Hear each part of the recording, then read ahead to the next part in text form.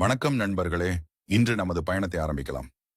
இன்றைய தலைப்பு சுவாமி விவேகானந்தரின் பிரபலமான பொன்மொழிகளில் ஒன்றான பிறரது பாராட்டுக்கும் பழிக்கும் செவிசாய்த்தால் மகத்தான காரியம் எதையும் செய்ய முடியாது.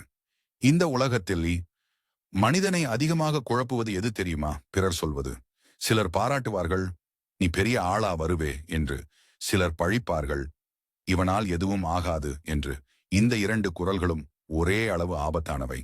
ஏனென்றால் பாராட்டு உன்னை நிதானம் இழக்க வைக்கும், பழி உன்னை நம்பிக்கை இழக்க வைக்கும். கதை ஒன்று. ஒரு காலத்தில் மலைகளால் சூழப்பட்ட சிறிய ஊரில் அமைதியான சுபாவம் கொண்ட இளைஞன் ஒருவன் வாழ்ந்து வந்தான். அவனுடைய வாழ்க்கை நோக்கம் பெரிது, ஆனால் அதை வெளிப்படுத்தும் ஆரவாரம் இல்லை.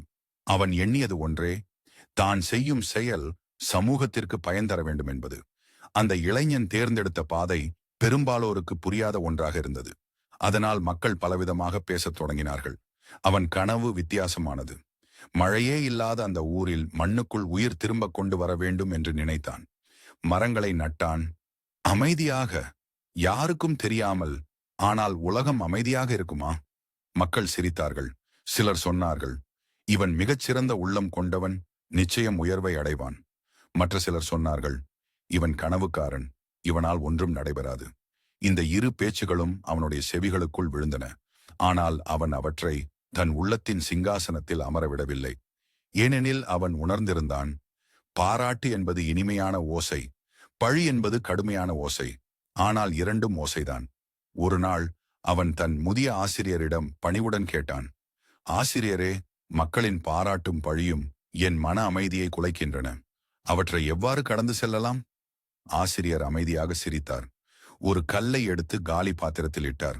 கேள், ஓசை கேட்கிறதா என்றார். இளைஞன் தலையசைத்தான். பின்னர் அதே கல்லை அருகிலிருந்த ஓடையில் வீசினார். அங்கே ஓசை இல்லை. ஆசிரியர் மெதுவாக சொன்னார், மக்களின் பாராட்டும் பழியும் பாத்திரத்தில் விழும் கல்லை போல. அதை மனத்தில் வைத்தால் ஓசை எழும், குழப்பம் பிறக்கும். உன் இலக்கு ஓடையைப் போல ஆழமாக இருந்தால் அந்த ஓசைகள் உன்னை தொட்டுவிட முடியாது. அந்த நாள் முதல் அந்த இளைஞன் ஒரு உறுதியான தீர்மானம் எடுத்தான். பாராட்டை சுமையாக ஏற்க மாட்டேன், பழியை சாயலாகவும் கொள்ள மாட்டேன். தன் கடமையையே தன் அடையாளமாக கொள்ளுவேன். அவன் அமைதியாக உழைத்தான். புகழ் வேண்டி அல்ல, பயன் வேண்டி. காலம் தன் வழியில் நகர்ந்தது. ஒரு நாள் அவன் செய்த செயல்கள் ஊருக்கு பயன் அளிக்கத் தொடங்கின. முன்பு கேலி செய்த வாய்களே இப்போது மௌனத்தில் வியப்புடன் நின்றன. அப்போது அவன் சொல்லவில்லை, விளக்கவும் முயலவில்லை. அவன் உள்ளத்தில் மட்டும் ஒரு தெளிவான உண்மை ஒலித்தது. பாராட்டும் பழியும் ஓசைதான், இலக்கு மட்டும் உண்மை. கதை 2. மௌனத்தில் வளர்ந்த விதை.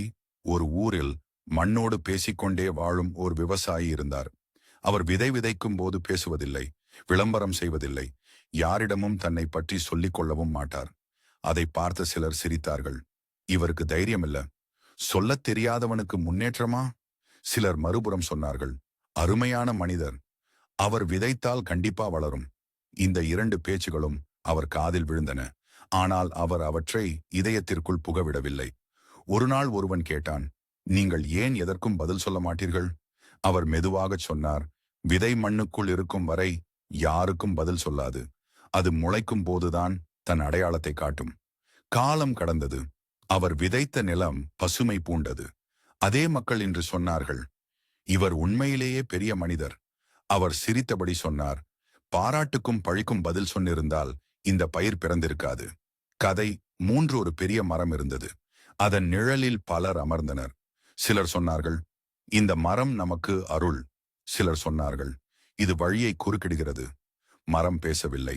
காற்று கேட்டது, உனக்கு கோபம் இல்லையா?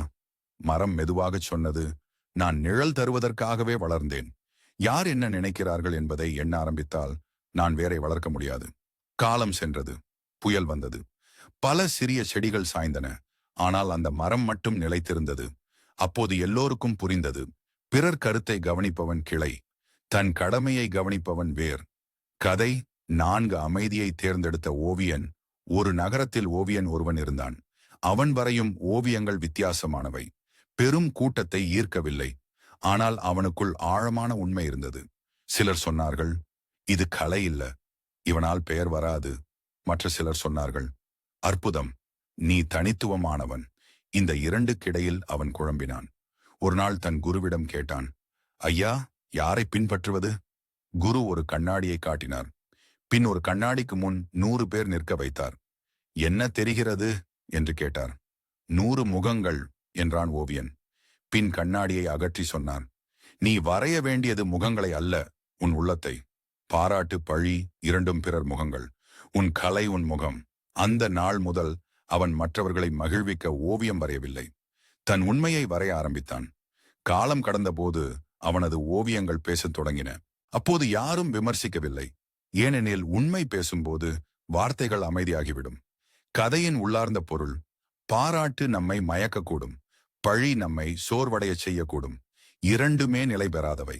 ஆனால் இலக்கும் கடமையும் மட்டுமே நிலையானவை. அமைதியான உழைப்பே உயர்ந்த பதில்.